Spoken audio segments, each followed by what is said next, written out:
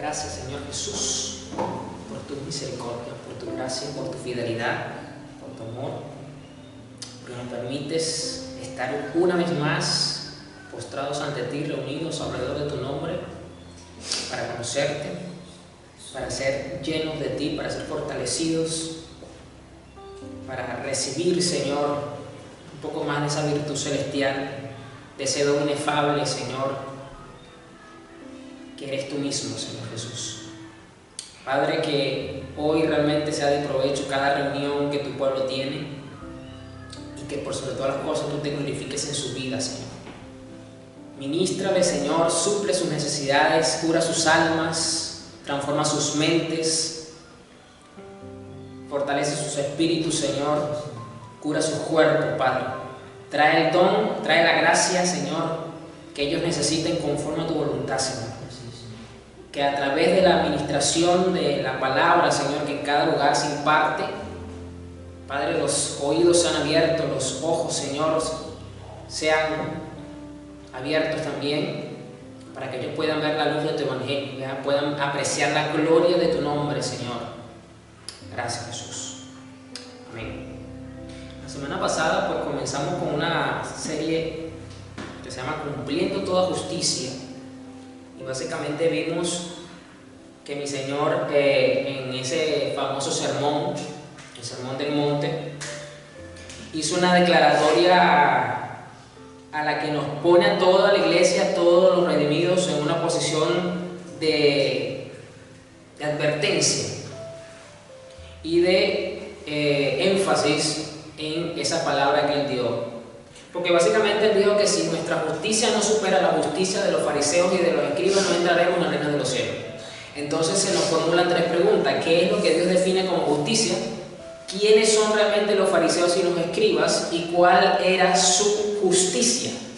Para nosotros poder cumplir con ese mandamiento. Porque básicamente es un mandamiento lo que el Señor ahí está estableciendo. ¿Por qué? Porque debemos asegurarnos de que nuestra justicia sea superior a la de los fariseos y los escribas. Pero yo no puedo cumplir con esa meta, no podemos cumplir con ese mandamiento si no entendemos, número uno, quiénes eran estas personas realmente y qué hacían y qué no hacían y cómo lo hacían, para nosotros entonces poder superarlos. Dijimos también la semana pasada que íbamos a conocer un poco más a los fariseos. ¿Quiénes son este grupo? Que siempre se caracterizaron, o popularmente hoy día siempre se les menciona solamente cuando hablamos de la hipocresía.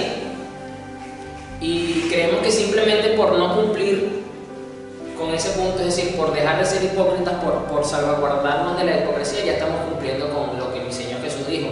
Y eso, pues, sin darnos cuenta, le ha dado a la iglesia un falso entendimiento de lo que es entonces ese mandamiento de toda justicia, porque entonces nos lo pintan como muy fácil de cumplir, cuando nos hemos dado cuenta luego a lo largo del evangelio, luego con las epístolas apostólicas, que cumplir realmente con el estilo de vida que estamos llamados a tener no es fácil, tiene un nivel estándar alto y por lo tanto un nivel de exigencia estricto muchas veces en la que nosotros nos vemos frustrados. Entonces no es posible creer que cumplir con toda justicia sea una tarea sencilla, fácil o rápida de lograr.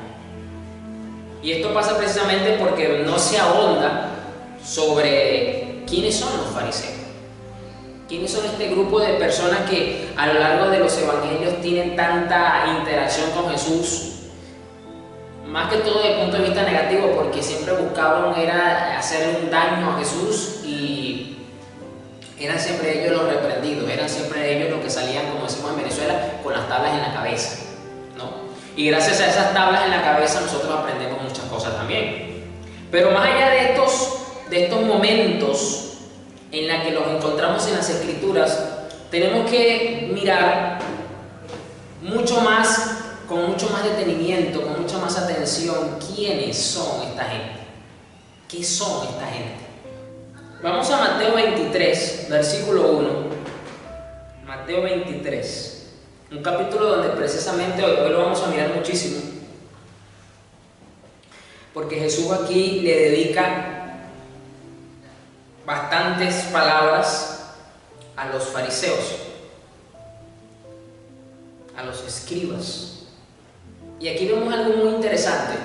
Entendemos entonces por qué Jesús los pone como ejemplo de lo que vimos en Mateo 5, de que si nuestra justicia no supera a la justicia de los fariseos y de los escribas, no entraremos en el reino de los cielos. ¿Por qué Jesús los pone a ellos de ejemplo? ¿Por qué a Jesús los pone a ellos de referencia cuando da esa enseñanza? ¿Por qué no pone a otro tipo de personas, a otro tipo de oficio, de roles? O sea, ¿cuál es la connotación dentro del contexto de la sociedad en la que él se movió para tomarlos como ejemplo de sus palabras en ese primer sermón?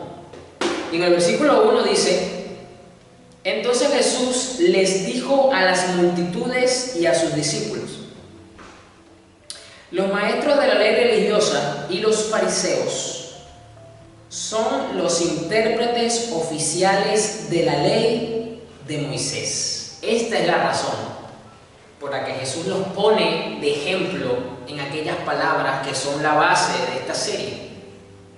La razón de por qué Jesús pone a los escribas, como lo dice esta versión que estoy leyendo en la NTV, dice los maestros de la ley religiosa, vienen siendo los escribas, es porque son los intérpretes oficiales de la ley de Moisés. Es como que si hoy día usted necesita entender o comprender o tiene algún tipo de querella dentro de la sociedad o en algún aspecto con la Constitución en la cual usted está reclamando un derecho, y usted necesita una interpretación de un artículo que usted considera le va a dar la razón a usted a nivel legal. ¿Qué hace la persona entonces? Se dirige al Tribunal Supremo de Justicia del país y pide ante la Sala Constitucional una interpretación de ese artículo. ¿Y qué va a pasar? Bueno, el juez cabeza de esa Sala Constitucional va a ver el oficio y en un lapso de tiempo le va a dar una respuesta a usted. ¿Cuál va a ser la respuesta? La interpretación de ese artículo que usted citó. Y esa interpretación básicamente se toma como ley. ¿Por qué? Porque esa persona funge en representación del mandato del artículo del código que usted esté citando. Entonces, de la misma forma, en esa época, a pesar de que Israel era una colonia del Imperio Romano, el Imperio Romano le permitía ciertas libertades al pueblo de Israel. Entre esas, sobre todo la parte religiosa y en algunas cosas civiles concernientes a su cultura y sobre todo relacionadas a su religión. Aquí entra mucho en juego lo que es el famoso Sanedrín. Usted lo va a leer sobre todo cuando lee los evangelios, y dice que Jesús fue llevado ante el Sanedrín, el sumo sacerdote del Sanedrín. ¿Por qué? Porque el Sanedrín era, como quien dice, el Tribunal Supremo de Justicia del pueblo de Israel, concerniente a temas civiles y religiosos, y estaba conformado por fariseos, por saduceos, por escribas y otras personas de renombre. ¿Por qué? Porque estas personas eran las que tenían que dictar, tenían que dictaminar qué hacer en los diferentes casos cuando habían conflictos entre ciudadanos del pueblo de Israel. Y cuando habían cosas mayores, como por ejemplo la pena de muerte, ellos no podían decretarla, ni mucho menos ejecutarla. Ahí tenían que consultar con la máxima autoridad romana de ese momento. Por eso es que los sacerdotes, ojo con esto, cuando ya tienen a Jesús apresado, cuando lo hacen el juicio amañado en el Sanedrín de noche, donde le pagaron a falsos testigos para que hablaran en contra de Jesús diciendo mentiras, en ese juicio de entre gallo y medianoche, como decimos en Venezuela, amañado, para declarar a Jesús culpable de blasfemia, y la blasfemia, según la ley, tenía que pagarse con muerte, pero como ellos estaban como colonia del Imperio Romano, ellos no podían ejecutar lo que el mandamiento de la ley mosaica decía, y por eso apelaron a la autoridad romana. Y Poncio Pilato se lo refiere a Herodes porque esa era su jurisdicción legal.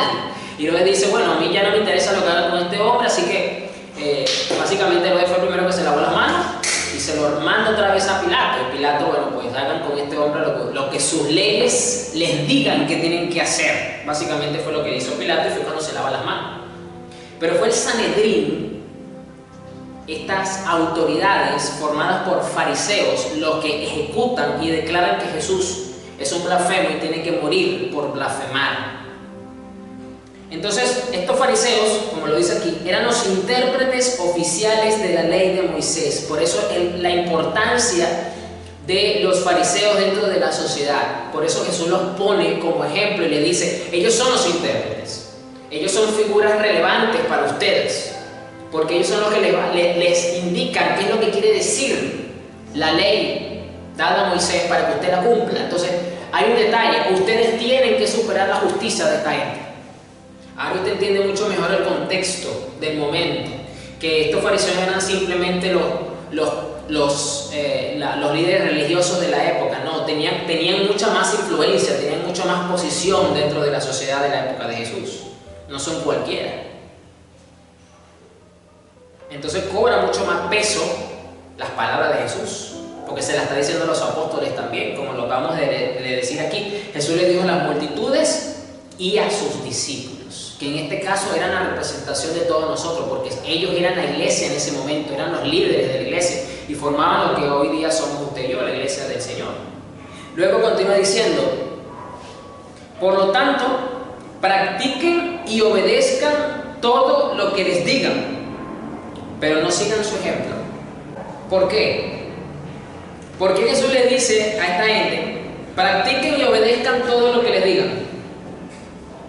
Es decir, esta gente tiene en algunos momentos una correcta interpretación, en la mayoría de veces, de lo que dicta la ley. Así que presten atención, escuchen, obedezcan y pongan en práctica lo que ellos les están diciendo. Pero esto no queda aquí, luego le dice, pero no sigan su ejemplo, pues ellos no hacen lo que enseñan. Aplastan a la gente bajo el peso de exigencias religiosas insoportables y jamás mueven un dedo para aligerar la carga. Aquí voy a decir otra cosita muy interesante, y es que los fariseos eran el sector o el grupo religioso que creía, mantenía y enseñaba lo que se denomina la tradición oral.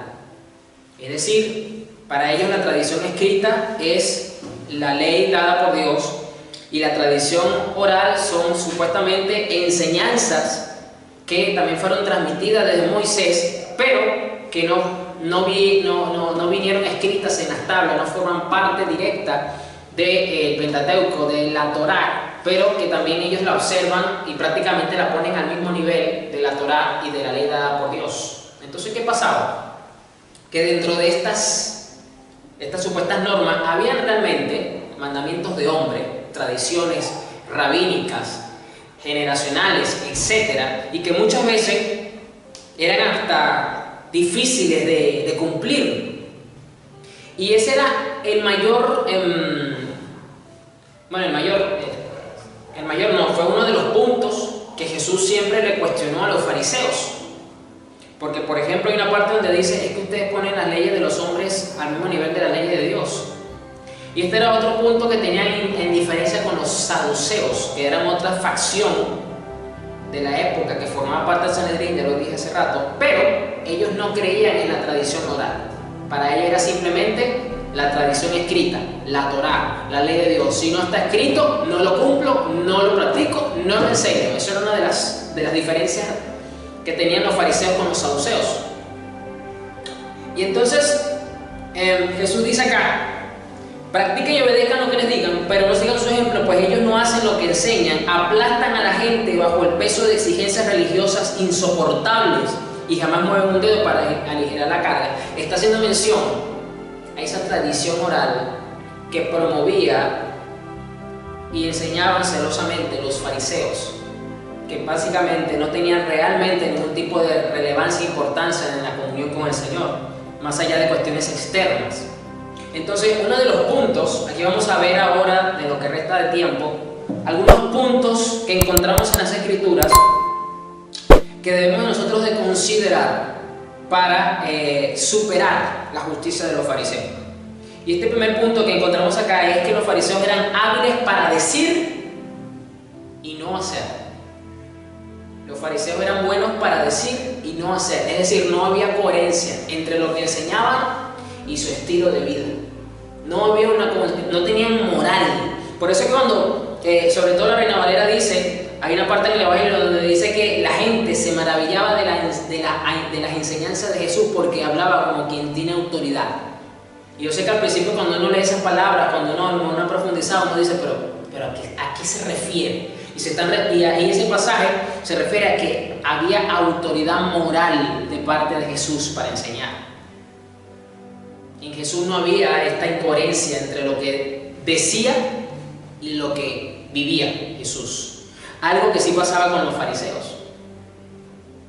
Algo que sí pasaba. Y aquí yo quiero hacer una observación a nivel, no solamente a nivel de liderazgo, porque todo liderazgo y toda aquella persona que ha sido puesta por Dios para estar delante de su iglesia y enseñar a la iglesia tiene la exigencia, la obligación de vivir acorde a lo que enseña.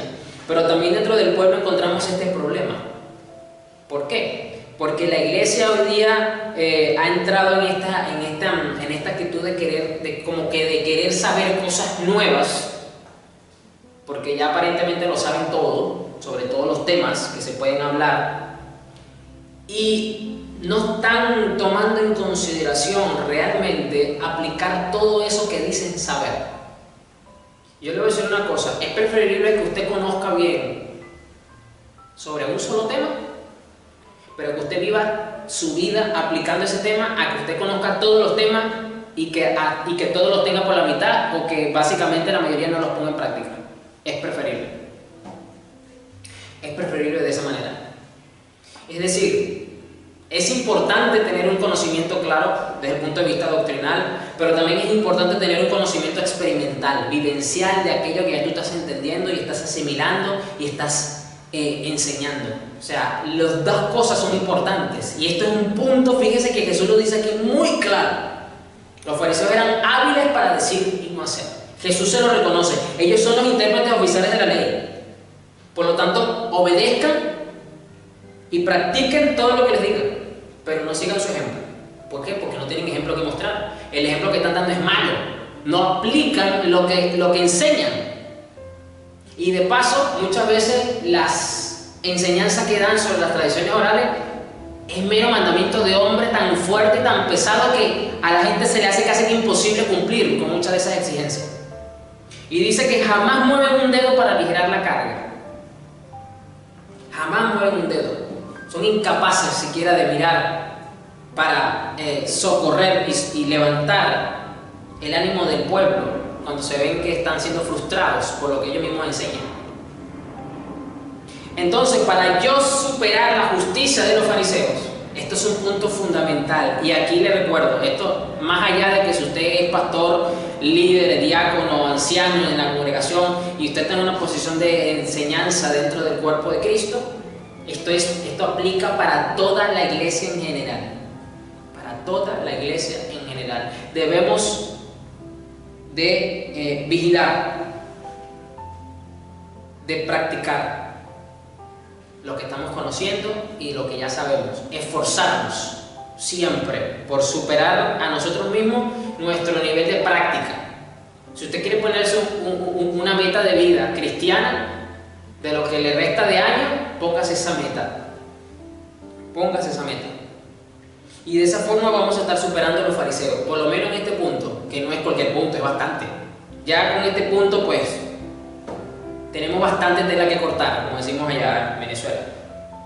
Por lo tanto, practiquen y obedezcan todo lo que les digan, pero no sigan su ejemplo. Pues ellos no hacen lo que enseñan. Facilito lo dice esta versión. Ellos no hacen lo que enseñan. O sea, el mismo Jesús está diciendo, miren, ellos muchas veces enseñan correctamente la interpretación de la ley. Sí, está bien lo que enseñan, pero es que no lo viven. No lo cumplen, no lo ponen en práctica. Y le voy a decir una cosa, esto es tanto un elogio como un reproche de mi Señor Jesús. Porque por un lado los está elogiando, sí, ellos son los intérpretes oficiales, y sí, interpretan muchas veces correctamente lo que la ley dice, pero no no hacen lo que ellos mismos enseñan. Tanto un elogio como un reproche. Y nosotros no queremos eso. Nosotros queremos evitar eso. Porque mi Señor Jesús dijo, tienen que superar la justicia de los fariseos. Tienen que superarla. Es decir, no basta con igualarla. Pero, desde allí podemos tomarlo como un punto de partida. Si usted ya se ha sentido identificado con este punto, honestamente el Espíritu Santo le ha iluminado y le ha redarguido sobre esto, pues entonces ya es un punto de partida en el que usted puede estar hablando de igual con los fariseos en este punto. Bueno, la meta es superar eso y que el Espíritu Santo usted le dé convicción de eso. Yo me imagino la cara de los fariseos cuando Jesús dijo estas cosas, que por lo general siempre salían confrontados y no salían con una sonrisa en la boca cuando escuchaban hablar de Jesús y se referían a ellos siempre. Vamos a ver otro punto donde Jesús cuestiona a los fariseos, que nos van a ayudar a superar la justicia de los fariseos. Ahí mismo en Mateo 23, unos versículos más abajo, versículos del 5 al 7. O sea, Mateo 23 es básicamente todo un solo discurso de Jesús, pero luego vamos a diseccionar algunas partes. Continúa diciendo Jesús, todo lo que hacen es para aparentar. En los brazos se ponen anchas cajas de oración con versículos de la Escritura y usan túnicas con borlas muy largas. Y les encanta sentarse a la mesa principal en los banquetes y ocupar los asientos de honor en las sinagogas. Les encanta recibir saludos respetuosos cuando caminan por las plazas y que los llamen rabí. Tremendo lo que está describiendo Jesús aquí. Está describiendo la actitud del corazón en medio del comportamiento de los fariseos.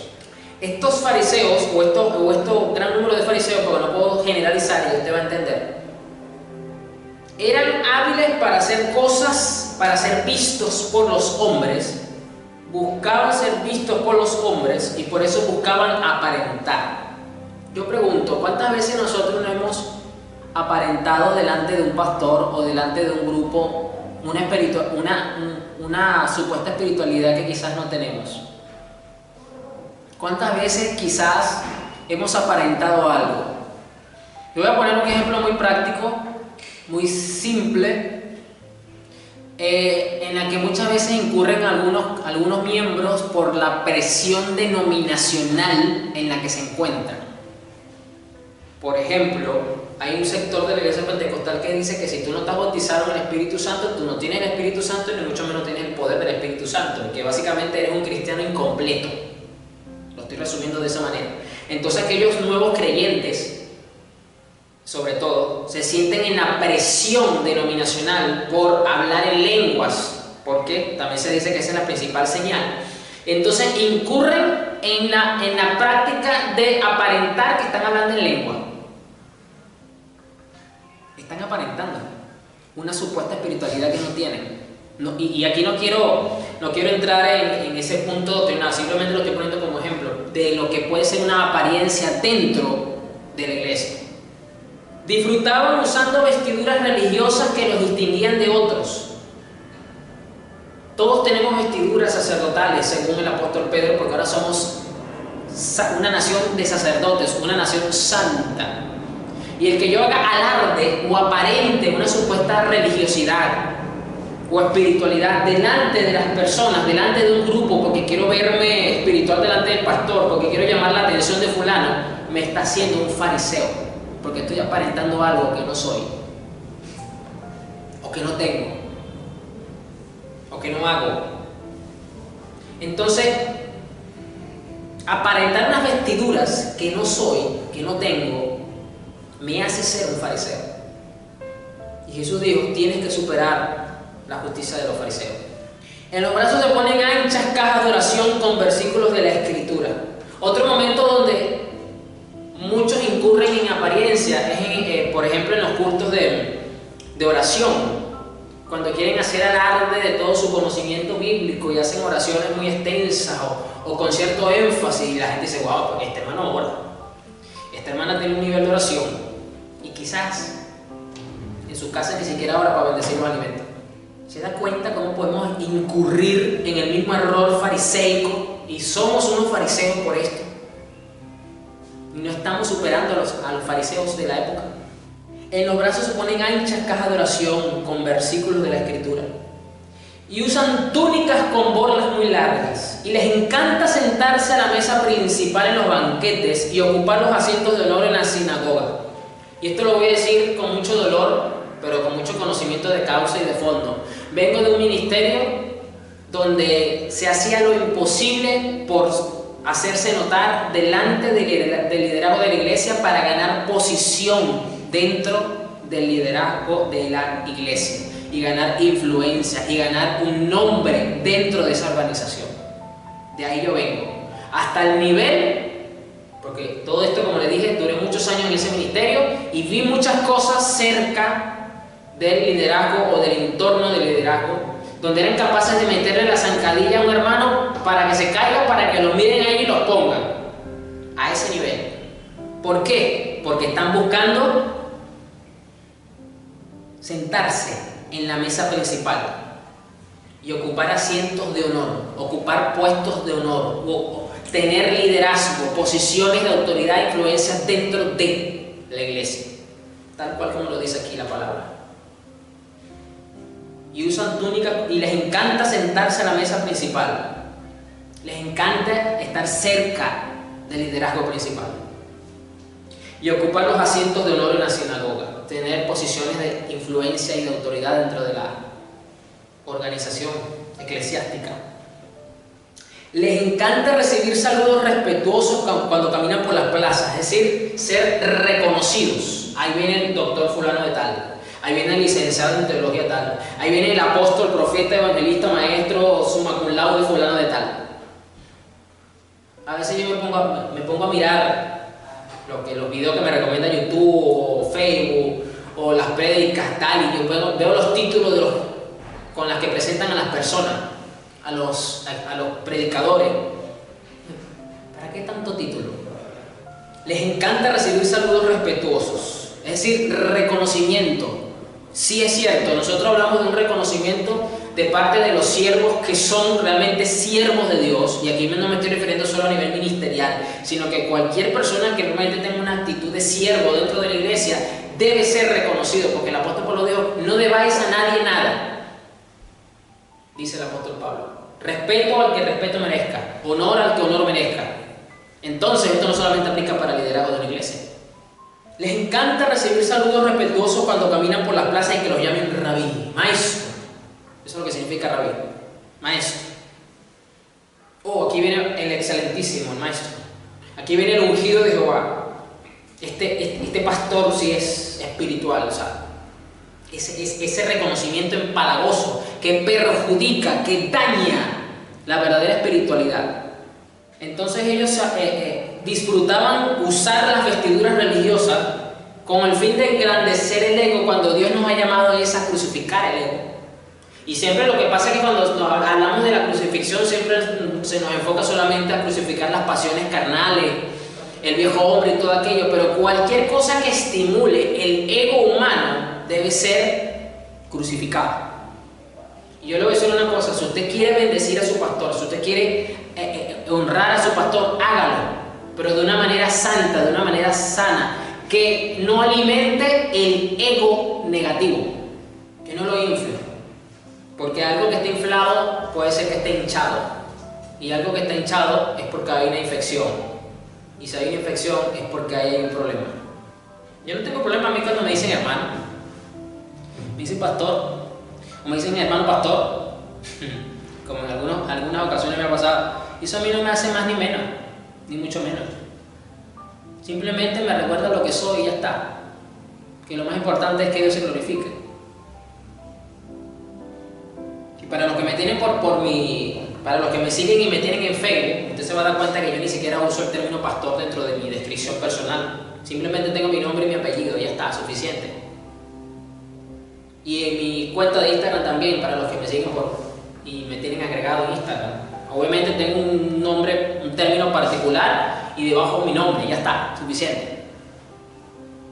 ¿Para qué tanto? Va a ser alarde de las vestiduras sacerdotales que Dios me haya dado. ¿Para qué? ¿Para alimentar el ego? No lo voy a, no debo hacerlo. Si quiero superar a la justicia de los fariseos, no puedo hacer alarde de las vestiduras sacerdotales que tengo, porque así como los fariseos tenían vestiduras sacerdotales, estaban haciendo alarde de ellas, yo debo evitar eso. Yo debo evitarlo. Todo lo que hacen es para aparentar, porque quieren aparentar, quieren algo más allá. Debemos evitar eso. Vamos a ver unos versículos mucho más abajo de Mateo 23, versículos 23 y 24. Básicamente, usted luego en casa, tranquilamente, puede leer todo el capítulo 23 y usted va a ver impresionante las palabras duras con las que fueron cuestionados de parte de mi Señor Jesús. Bastante fuerte este capítulo para los fariseos de la época. Y dice acá: ¿qué aflicción les espera, maestros de la ley religiosa y fariseos? Hipócritas, pues se cuidan de dar el diezmo sobre el más mínimo ingreso de sus jardines de hierbas, pero pasan por alto los aspectos más importantes de la ley. Y pone aquí un ejemplo de ellos: la justicia, la misericordia y la fe. Es cierto que debemos diezmar, pero sin descuidar las cosas más importantes. Guías ciegos cuelan el agua para no tragarse por accidente un mosquito, pero se tragan un camello. Los fariseos, o buena parte del grupo de los fariseos, tenían un serio problema, que si bien es cierto, eran los intérpretes oficiales de la ley. Mi Señor les dijo: sí, hagan caso cuando ellos les enseñan, pero no sigan su ejemplo, lo vimos al principio. Pero tenían otra particularidad: eran hábiles para descuidar los asuntos de mayor peso de la ley de Dios. Es decir, ellos enfatizaban los asuntos ligeros o externos de la ley, en tanto que descuidaban los mandamientos de más peso, o el trasfondo, o el principio, o la verdad doctrinal detrás de la acción externa a ejecutar. Es decir, ellos no entendían que los mandamientos de Dios, más allá de un cumplimiento externo que demandaba el mandamiento, buscaba enseñar y arraigar al pueblo en las verdades y en las virtudes celestiales, como eran la justicia, la misericordia y la fe. En pocas palabras, de nada le valía a los fariseos, como lo dice aquí Jesús, guardar el ingreso del diezmo de los jardines de sus hierbas. Miren, los fariseos eran tan cuidadosos de la exterioridad de la ley, que ellos diezmaban el fruto de sus jardines. ¿Por qué? Porque ellos se cuidaban tanto en el cumplimiento estricto de la ley, que ellos, por ejemplo, tenían sus propios pozos cerca de sus casas, tenían sus propios jardines y muchas otras cosas para no tener que hacerlas durante los días sábados, porque se podía considerar trabajo y era violar el Shabbat. Y entonces ellos hasta el fruto de su jardín lo diezmaban. Miren el nivel en el que ellos se cuidaban de cumplir con la exterioridad del mandamiento. Pero entonces, tomando en cuenta lo que Jesús dice aquí, pero pasan por alto los aspectos más importantes de la ley: la justicia, la misericordia y la fe. Voy a poner un ejemplo sencillo. De nada le valía a estos fariseos, tomando las palabras de Jesús, diezmar el fruto del jardín que tenían en su casa, de su huerto, si no tenían misericordia con los pobres, si no tenían misericordia con los, ¿cómo eran estos los que les enfermaban? Lepra. Si no eran misericordiosos con los leprosos, por ejemplo. Si no aplicaban la justicia correctamente porque tenían ciertos amigos dentro del imperio romano, entonces tenían que mantener ese favor delante de los hombres y no aplicaban la justicia correctamente. De nada les valía llevar el diezmo de sus jardines al templo. De nada les valía eso. Eso es lo que está diciendo Jesús. Que entonces de nada vale que nosotros cumplamos con las exterioridades, con las actividades externas, con el activismo que usted tenga hoy día dentro de la iglesia, que usted pueda tener muchas actividades. Si usted está descuidando los verdaderos valores, las verdades doctrinales, las virtudes celestiales que está detrás del mandamiento, de la acción externa del mandamiento. Y eso es lo más importante, lo que está diciendo aquí Jesús, son los aspectos más importantes. Voy a poner otro ejemplo que también Jesús reprochó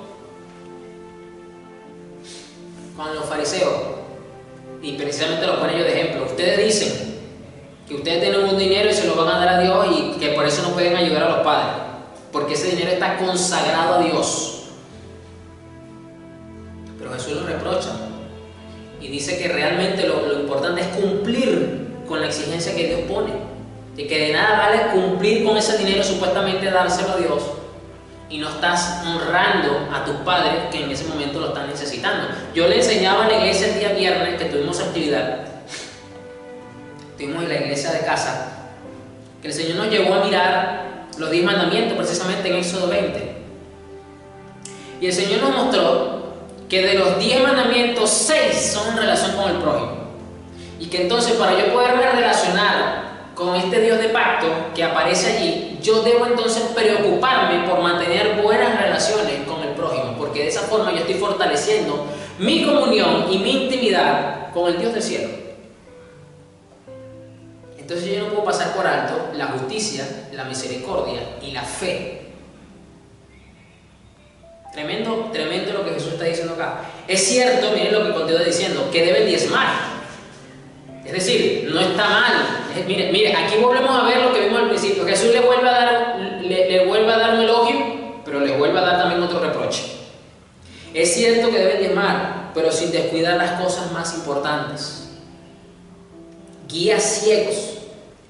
Cuelan el agua para no tragarse por accidente un mosquito, pero se tragan un camello. Entonces, ¿cuántas veces a nosotros nos ha pasado hoy día que podemos estar guardándonos de las apariencias externas, pero no de las internas? Aquí voy a poner otro ejemplo que cala como anillo al dedo. Estas iglesias en las que por promover la santidad dentro de sus miembros ponen como exigencia que las mujeres lleven falda. Ajá, está bien, ya usted va a entender bien el ejemplo que yo quiero decir. Y resulta que las hermanitas se ponen falda entonces para ir al templo, pero resulta que varias de ellas están en adulterio pegándole los cachos al marido. Entonces, ¿de qué les vale ponerse la falda en el templo para supuestamente promover la santidad externa si tienen un corazón podrido, lleno de seducción y de adulterio, y el marido todavía ni se entera? Estoy poniendo un ejemplo que estoy segurísimo que ya debió haber pasado y que sigue pasando lamentablemente. Entonces, externamente tienen una apariencia de piedad, externamente cumplen con un requerimiento, pero internamente no están cumpliendo, no le están parando a los aspectos más importantes. Es exactamente lo que estaba pasando aquí con los fariseos. Pasan por alto los aspectos más importantes. Se ocupan de lo externo y descuidan lo interno. Y con esto no estoy diciendo entonces que entonces ahora las hermanas entonces anden, como en otros casos que he visto, todo lo contrario, pastoras, entre comillas, y líderes de alabanza que básicamente se suben al altar con licras pegadas completamente al cuerpo donde se les talla y no tienen mal cuerpo. Entonces eso promueve también las pasiones en los hermanos de la iglesia. Tampoco estoy diciendo que se hace también lo correcto. Tiene que sí ver a mantener un pudor, una vestimenta cuando nos reunimos, pero ni un caso ni el otro.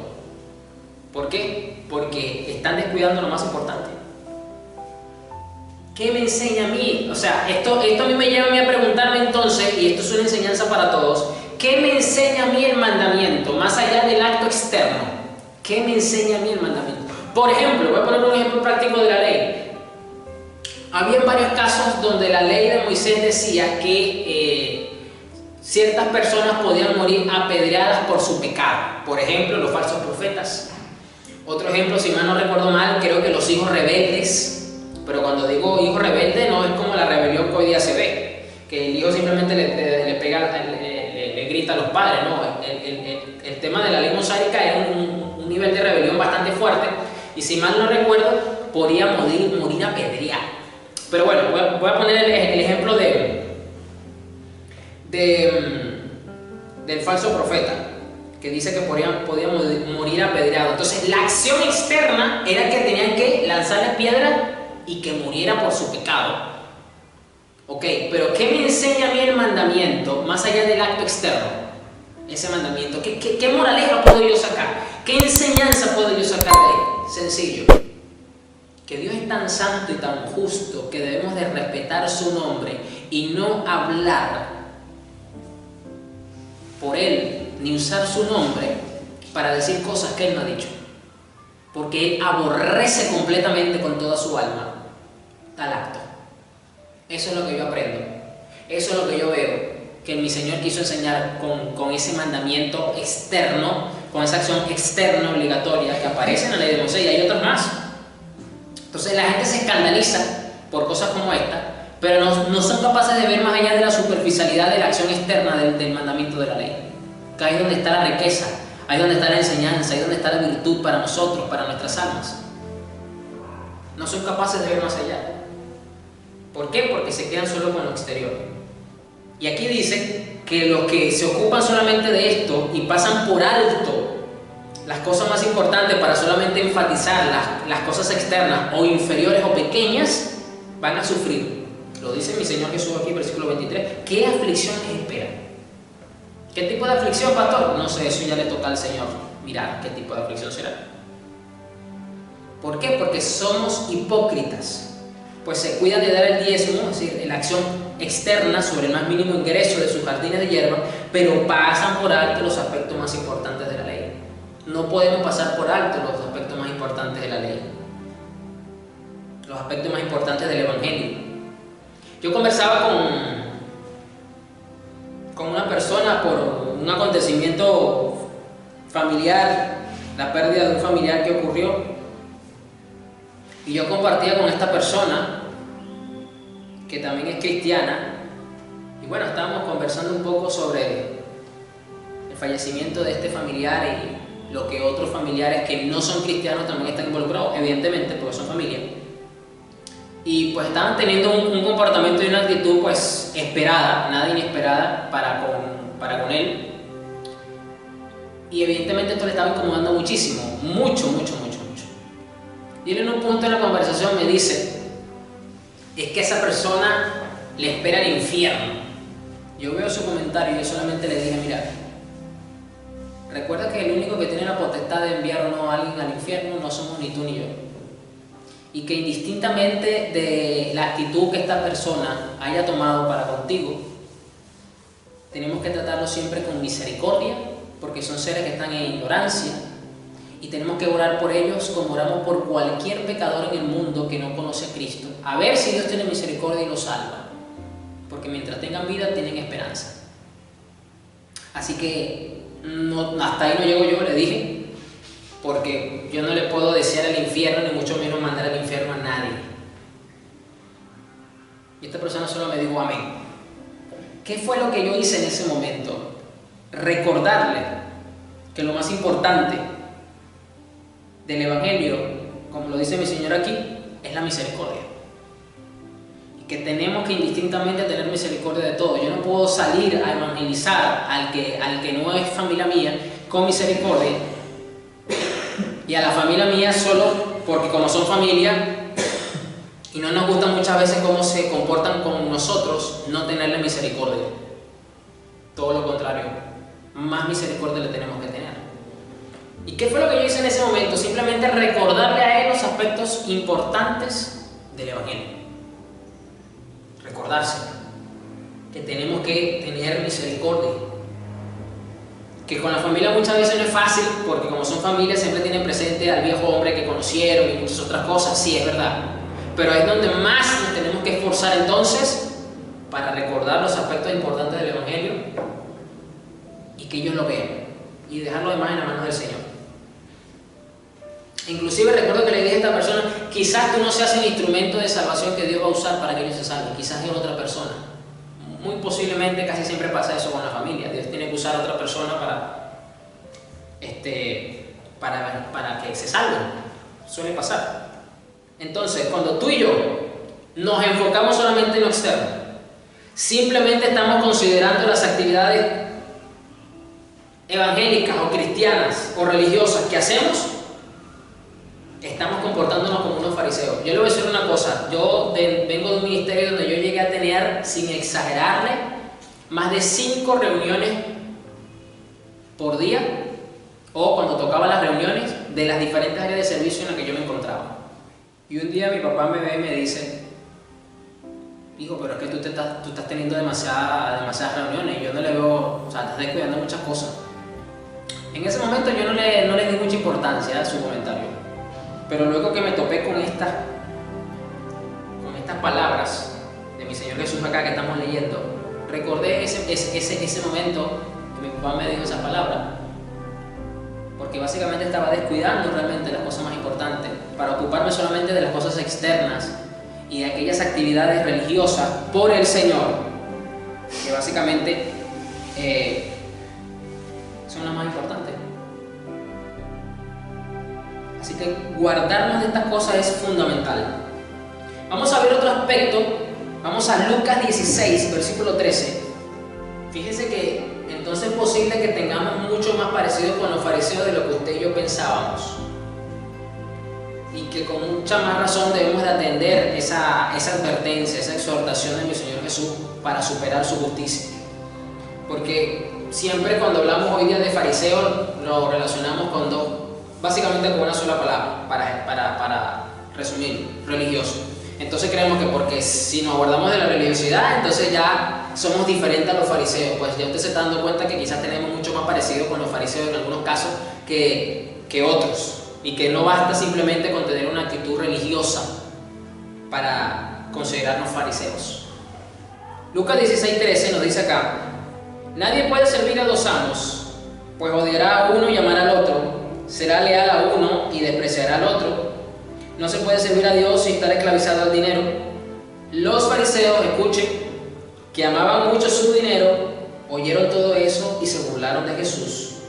Entonces él les dijo: a ustedes les encanta, otra vez, ahora se lo está diciendo directo y de frente otra vez a los fariseos, a ustedes les encanta parecer como personas rectas en público, pero Dios conoce el corazón.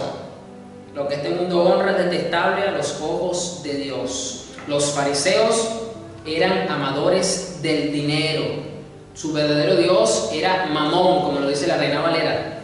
Esto no se lo está diciendo a Herodes, esto no se lo está diciendo a Poncio Pilato, esto no se lo está diciendo al centurión romano, no, se lo está diciendo nada más y nada menos que al grupo social y religioso de mayor influencia dentro de la sociedad hebrea de la época, como son los fariseos. Lo llama avaros. Allá, aquella versión dice avaro. Bueno, allá lo llama avaros. Allá lo llama avaro. Aquí dice que amaban mucho su dinero, lamentándolo mucho. Todo aquel pastor que esté dentro del Evangelio de la Prosperidad es un fariseo. ¿Por qué? Porque el Evangelio de la Prosperidad promueve ese materialismo y promueve el billete. Y yo siempre quiero hacer la aclaratoria acá que yo no tengo nada en contra de la bendición de Dios. La bendición de Dios es una cosa y el Evangelio de la Prosperidad es otra. Yo he sido bendecido por Dios y sigo siendo bendecido por Dios. Así que yo no puedo decir lo contrario, sería antibíblico. Ahí sí yo diría que estoy incurriendo en un error. Pero el Evangelio de la Prosperidad, que solo promete el materialismo, que todo es una ofrenda, que todo es un pacto, que todo es un diezmo, que en iglesias recogen hasta 4 y 5 ofrendas diferentes, que si tienes algo siempre la ofrenda, porque la ofrenda es la que te va a salvar.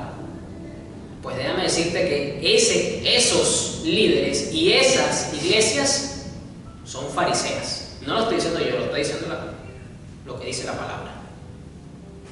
Los fariseos que amaban mucho su dinero oyeron todo eso y se burlaron de Jesús. Y pasa exactamente lo mismo cuando se han denunciado estos líderes que son muy populares y son grandes y son famosos. Siempre terminan burlándose de dichas acusaciones en su contra. Siempre pasa exactamente lo mismo que pasa aquí.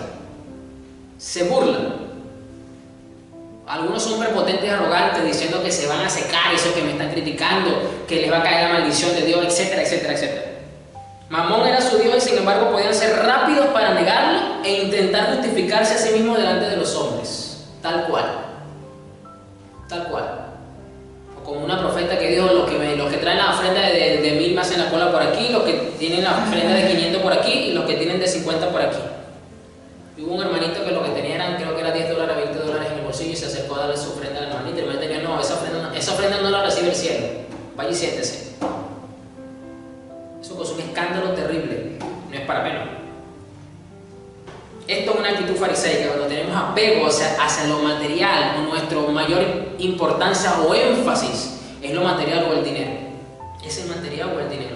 Y ojo, vuelvo y le repito, esto no tiene nada que ver con la bendición de Dios. Dios bendice a su pueblo de una manera tremenda. Y si han habido personas a lo largo del tiempo que Dios le ha dado mucho dinero con el fin de promover su reino y su obra, y fueron personas desprendidas con lo material y con el dinero que Dios les dio.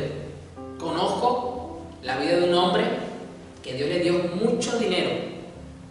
¿Y qué hizo este hombre? Hizo lo que Dios le mandó a hacer. Hizo otras cosas porque aunque Dios no se la dijo directamente, a Dios le complació y le agradó lo que hizo. Puso 7 orfanatos y con su dinero los mantenía.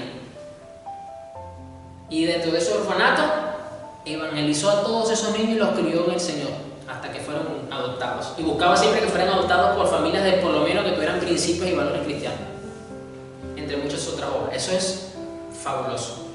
Y aquí puedes ponerle muchos otros ejemplos de personas que Dios le ha dado mucho dinero. Pero entonces aquí viene la pregunta. Y aquí es donde hago la aclaratoria, que el dinero no es malo en sí. Depende del uso que se le dé como tal. Pero aquí lo dice mi Señor muy claro: nadie puede servir a 2 amos, porque el dinero es muy bueno como siervo, pero es muy malo como amo. Pues odiará a uno y amará al otro. Será leal a uno y despreciará al otro. No se puede servir a Dios y estar esclavizado al dinero. Ahora aquí Jesús le dice a los fariseos: ustedes son unos esclavos del dinero, porque ustedes aman y su señor es Mamón. ¿Qué hicieron ellos? Se burlaron de Jesús. Los fariseos, los líderes de la época, nada distinto hoy día, que sobreabunda bastante el evangelio de la prosperidad de nuestros tiempos. Ahora bien, vamos a concluir hoy con un punto que lo quise dejar al final, porque hay que hacer una aclaratoria sobre este aspecto, porque no quiero que tampoco usted estigmatice a todos aquellos que pertenecían al grupo de fariseos de la época de Jesús, porque no es bueno generalizar. Vamos a Juan 3, versículo 1. Juan 3, versículo 1. Había un hombre llamado Nicodemo. Mire lo que dice: un líder religioso judío de los fariseos. Nicodemo era un fariseo. Una noche fue a hablar con Jesús. Rabí le dijo: todos sabemos que Dios te ha enviado para enseñarnos. Las señales milagrosas que haces son una prueba de que Dios está contigo. Nicodemo, fariseo, tuvo el discernimiento y el entendimiento para llegar a la conclusión de que este hombre llamado Jesús era enviado de parte de Dios realmente, aunque los demás fariseos no estuviesen de acuerdo con él, aunque los demás fariseos lo querían matar, aunque los demás fariseos le tenían envidia, aunque los demás fariseos siempre buscaban entender la trampa. Nicodemo no pertenecía a ese grupo, a esa actitud que tenían esos otros líderes judíos fariseos. Por eso quiero hacer la aclaratoria de que no todos los fariseos tenían la misma actitud negativa que Jesús denunciaba y que vimos ahorita. Así que Nicodemo, fíjese que Jesús tuvo una muy buena relación con Nicodemo, y se podía decir que Nicodemo entonces era un discípulo secreto de Jesús. ¿Por qué no lo hizo público? Por toda la consecuencia social que podía eso ocasionarle a Nicodemo. Y Jesús eso no se lo reprochó tampoco. Usted no lo ve a Jesús reprochándole a Nicodemo que se salga de ese grupo, que ahora sea su seguidor o apóstol, qué sé yo, X. No. Jesús pudo entender perfectamente todo, pero fíjate tú que lo recibió, habló con él, nos dio esta tremenda enseñanza sobre lo que es el nacer de nuevo en Juan 3. Y por eso dice que lo hizo una noche, fue a hablar con Jesús. Número 1, porque de día casi siempre Jesús estaba abarrotado de multitudes que siempre lo seguían a todos lados, o estaba sanando enfermos, estaba echando fuera demonios, y era complicado tener una relación tranquila con Jesús. Y por otro lado, no le convenía que los otros fariseos lo vieran hablando con Jesús públicamente, que se viera como que se está humillando delante de Jesús para aprender de él, mucho menos con esto que le acaba de decir, que reconocemos que tú vienes de Dios, porque si no los otros se hubiesen escandalizado. Así que fue inteligente y se acercó a Jesús de noche. ¿Quién? Un fariseo. Pues nosotros podemos aprender de este fariseo, de Nicodemo. Podemos ir a Jesús en la tranquilidad de la noche, en nuestros corazones, humillarnos delante de él. Hemos reconocido: Señor, que tú has sido enviado para mi salvación. Y usted converse, tenga esa intimidad con nuestro Salvador y con nuestro Señor. Y así como Nicodemo fue recibido y fue contestado, pues también tú vas a ser recibido y vas a ser contestado. Así que entonces no podemos estigmatizar ni generalizar. No todos los fariseos eran como la mayoría que hemos visto hasta ahorita, que llevaron más palos que una batería. Así que bueno, vamos a orar. Ya se nos fue el tiempo otra vez, qué rápido. Entonces estos puntos son de relevancia y de consideración para nosotros, siempre, para poder superar la justicia de los fariseos, de ese sector, de ese grupo. Y Señor, gracias, porque tú nos enseñas, porque tú quieres lo mejor para nuestras almas, porque tú estás haciendo un trabajo maravilloso en nuestras vidas todos los días, aunque a veces no seamos conscientes de ello o no lo sintamos, como algunos dicen, pero estamos confiados porque así tú lo has prometido y sabemos, Señor, que así lo estás cumpliendo.